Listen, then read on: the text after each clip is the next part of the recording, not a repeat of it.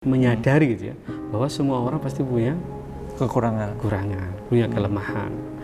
Justru dengan dia punya kelemahan itulah dia terhindar dari namanya sombong, terhindar namanya ujub, dari takabur.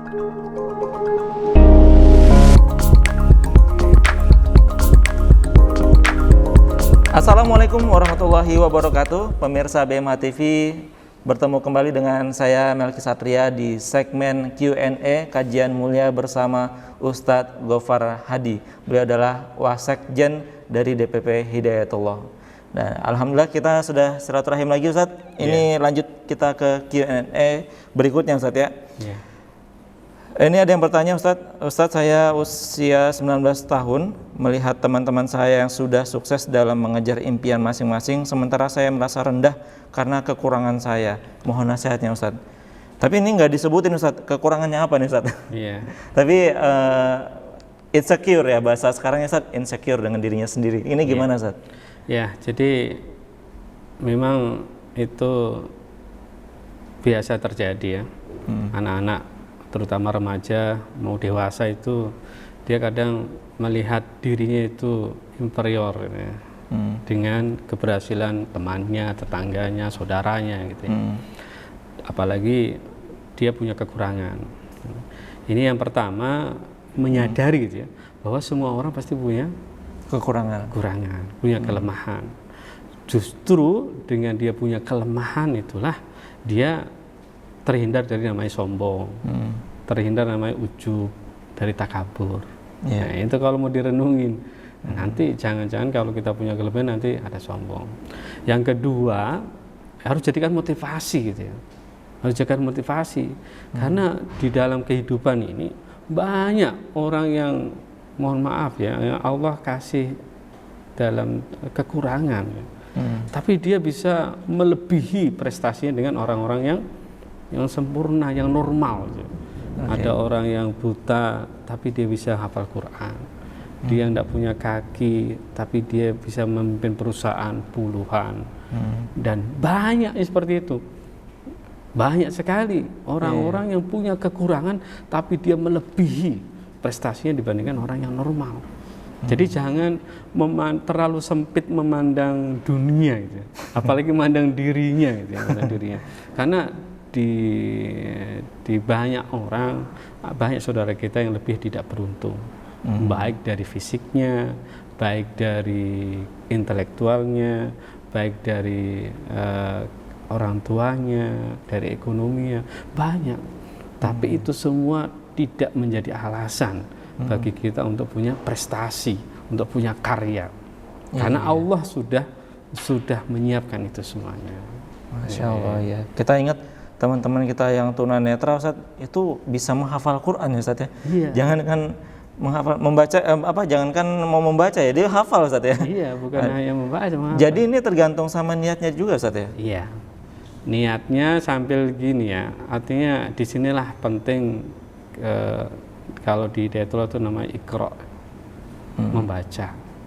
Membaca kehidupan ini, bahwa di antara sekian miliar manusia ini memang tidak sama kan? Dan Allah sudah siapkan itu, perbedaan-perbedaan itu dengan prestasinya masing-masing, asal mereka tidak mager yang kayak tadi ya. Itu yang minder itu kan mager juga dia sebenarnya.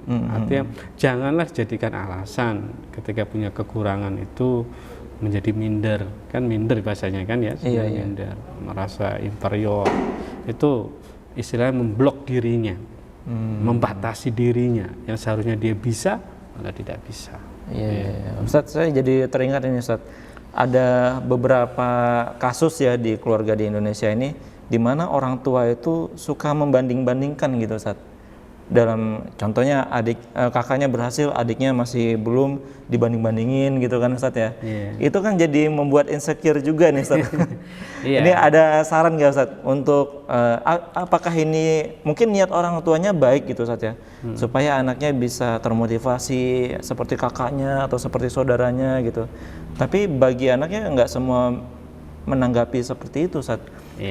Ada cara nggak Ustadz yang mungkin nasihat yang bisa disampaikan untuk orang tua yang menggunakan prinsip seperti itu. Iya. Jadi membanding-bandingkan itu memang motivasi yang paling jelek katanya ya. Tapi itu sebenarnya tergantung kita menyikapinya. Nah, saya termasuk orang yang dulu sering dibanding-bandingkan dengan kakak. Kakak saya itu luar biasa prestasinya, selalu ranking 1 SD, SMP. Sementara kami enggak gitu. Dan orang tua itu apa kayak kakak. Nah, tapi karena awalnya dulu ke inferior juga. Nah, tapi itu jadi motivasi juga. Karena punya kakak seperti itu kan tidak cukup bangga ya, tidak hanya cukup membanggakan kakak, tapi saya harus punya prestasi betul. Tapi sebenarnya tergantung kita juga.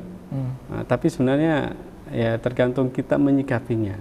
Nah, tapi untuk saran orang tua seharusnya membandingkannya agar lebih arif, bandingkanlah dengan dirinya sendiri. Artinya anak itu, oh dulu kamu belum bisa begini, sekarang sudah bisa begini, bagus itu, tingkatkan lagi. Jadi bandingkan anak dengan dirinya sendiri gitu. Artinya jangan bandingkan dengan saudaranya, dengan temannya, tetangganya, karena terkadang nggak siap dia. Dia nggak siap. Lebih baik dibandingkan dengan kamu dulu kan nggak bisa begini, sekarang sudah bisa, berarti kamu punya prestasi, punya bakat gitu. Nah, dulu nggak bisa, sekarang bisa, coba lagi coba. Nah, jadi bandingkan dengan diri anak itu sebelumnya, 1 tahun yang lalu kah, 2 tahun yang lalu. Artinya diakuilah dia punya prestasi, punya kemajuan meskipun sedikit. Jadi yang paling bijak, bandingkan anak itu dengan anak itu sendiri. Anak itu sendiri. Iya, jadi kita harus memahami karakter anak juga ya, Ustadz ya, supaya beliau juga bisa mengikuti ya. Wah, kalau saya dulu, Ustadz, ketika nggak bisa saya diomelin, Ustadz. Begitu udah bisa, nah kan pinter gitu ya. Up and down jadinya, Ustadz, motivasinya ya. Harus ditekan dulu ya. Harus ditekan dulu baru naik.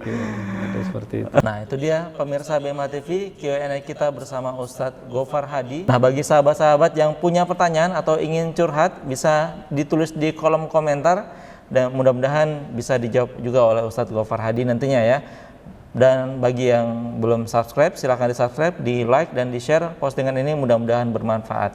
Saya Melki Satria pamit undur diri, wabillahi taufiq wal hidayah. Wassalamualaikum warahmatullahi wabarakatuh.